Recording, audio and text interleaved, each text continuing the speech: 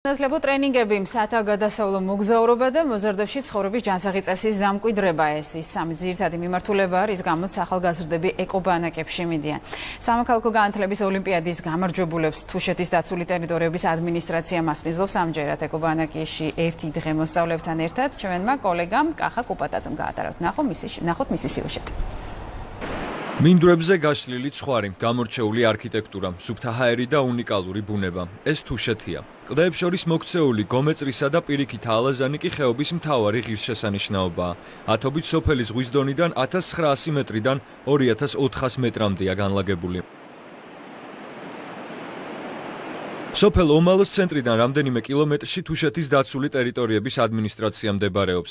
ვიზიტორთა ცენტრი ორგანიზაცია მოქალაქის მიერ ორგანიზებულ სამოქალაქო ოლიმპიადაში გამარჯვებულ ახალგაზრდებს მასპინძლობს. პროგრამის ფარგლებში მოსწავლეები როგორც საგანმანათლებლო, ასევე თემატურ ტრენინგებსა და კვლევებით სამუშაოებს გადიან. სალექციო კურსის შემდეგ მოზარდები სათავგადასავლო მოგზაურობას თუშეთის ულამაზესი ხედების დათვალიერებით იწყებენ.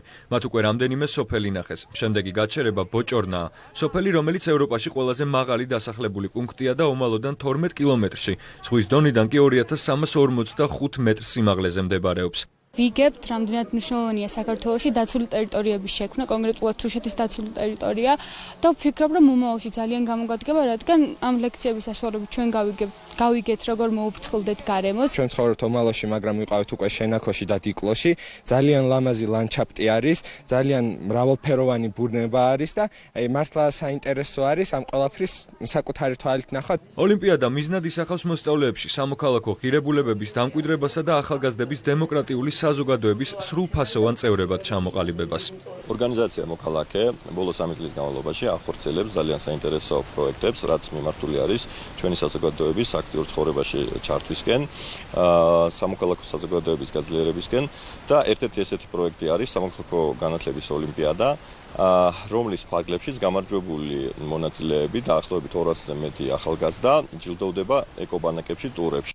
თუშეთის დაცული ტერიტორიების ადმინისტრაცია ეკობანაკებს უკვე მესამე წელია მასპინძლობს. იმის გამო, რომ უამინდობამ შენობამ მნიშვნელოვნად დააზიანა, საჭირო გახდა მისი სასწრაფო რეაბილიტაცია. ნაგებობას სრული რეკონსტრუქცია ფონდ ქართუს დახმარებით ჩაუტარდა და 300,000 ლარი დაიხარჯა.